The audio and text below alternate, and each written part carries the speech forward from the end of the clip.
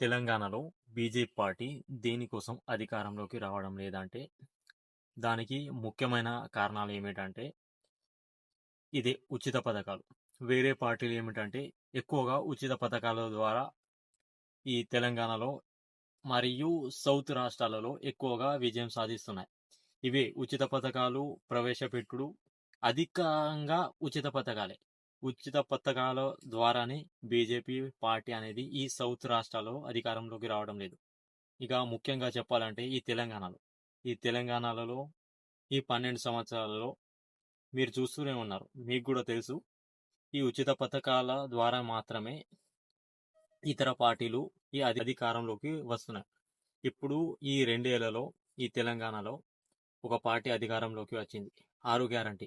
ఈ 6 గ్యారంటీలు ఎటు పోయినాయో ఎవరికి తెలియదు కానీ, ఒక్కటి దాంట్లో సంపూర్ణంగా ఒక్కటి కూడా పరిపూర్ణంగా చేయలేదు.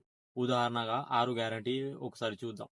6 గ్యారంటీలో ఉచిత బస్సు, మహిళలకు ఉచిత బస్సు, ఇది ఒక్కటి పూర్తిగా చేయడం జరిగింది. ఇంకోటి యువ వికాసం అనేది ఇప్పటి వరకు దాని గురించి జాడనే లేదు.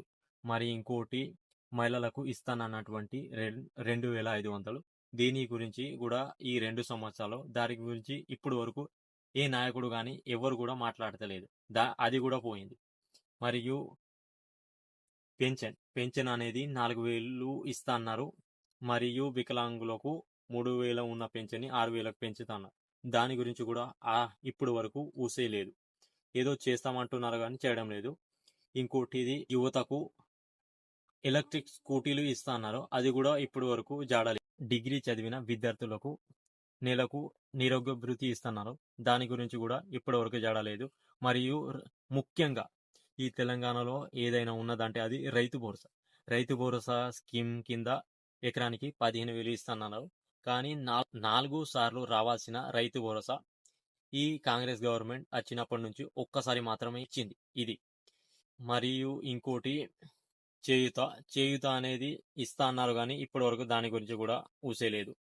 మరియు ఒకటి ఫ్రీ కరెంట్. ఈ ఫ్రీ కరెంట్ కూడా ఇప్పటి వరకు ఏదో ఒక 100%లో ఒక 30% మంది మాత్రమే ఫ్రీ కరెంట్ ని యూజ్ చేస్తున్నారు. మిగతా వాళ్ళు ఇప్పటి వరకు దాని గురించి కూడా ఊసేలేదు. ఇందిరమ్మ ఇల్లు పూర్తి స్థాయిలో చేస్తున్నారు. మరియు ఉచిత బస్సు, ఈ 2 పథకాలు మాత్రమే ఏ సభలో అయినా ఏ మంత్రి అయినా మరియు ముఖ్యమంత్రి గారైనా ఆ 2 పథకాలు మాత్రమే మేము ఇస్తున్నామంటూ ఏదో ఎక్కడైనా ఏ సభలో అయినా మీరు చూడండి ఆ పథకాల గురించి చెప్పుడు అంతే. వేరే పథకాలు ఎటు పోని దాని గురించే చెప్తున్నారు. కానీ చేయాల్సిన పనులేమో వదిలేసి ఈ 2 పథకాలే ఇస్తున్నారు. పూర్తి స్థాయిలో ఇస్తున్నారు. నమ్మకం ఏమిటంటే బీజేపీ పార్టీ ఒకసారి మాట ఇచ్చిందనుకో మాట మీద నిలబడుతుంది. ఒకసారి బీజేపీ అధికారంలో ఉన్న రాష్ట్రాలను ఒకసారి గమనించండి. ఇంకో చిన్న ఉదాహరణ ఏమిటంటే బీజేపీ పార్టీ బీహార్లో కూడా మనలాగే సేమ్ టు సేమ్ స్కీమ్లు ఇచ్చారు కానీ బీహార్ ప్రజలు కూడా వాటిని తిరస్కరించారు. అది బీహార్లో ఉన్నంత అప్పు ఇంకా ఏ రాష్ట్రంలో లేదు. ఇక భారతదేశంలో పేదరికం రాష్ట్రం ఏదైనా ఉందంటే అది బీహార్ ప్రజలు కూడా ఈ ఉచితాలు ఇవ్వరని తెలుసు వాళ్ళకు కూడా తెలిసిపోయింది. అది అందుకోసమే ఒకసారి బీజేపీని గమనించండి. ఈ వచ్చే అసెంబ్లీ ఎలక్షన్లో ఒక్కసారి బీజేపీ వైపు చూడండి. బీజేపీ ఒకసారి మాట ఇచ్చిందనుకో అది మాట మీద చేసి చూపిస్తుంది.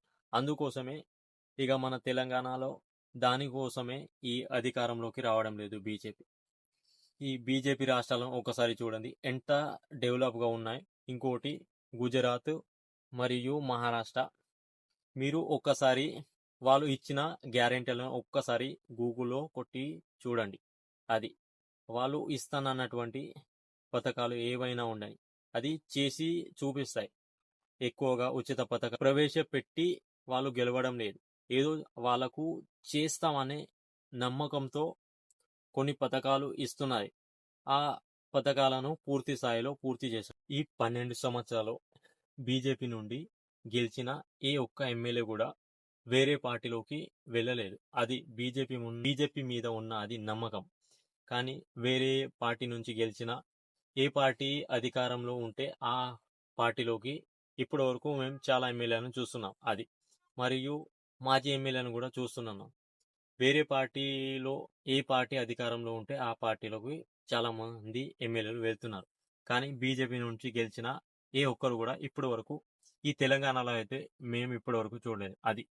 అందుకోసమే ఒకసారి ఈ తెలంగాణలో ఈ 2028 అసెంబ్లీ ఎలక్షన్లో బీజేపీ రావాలని మేము ఆశిస్తాం.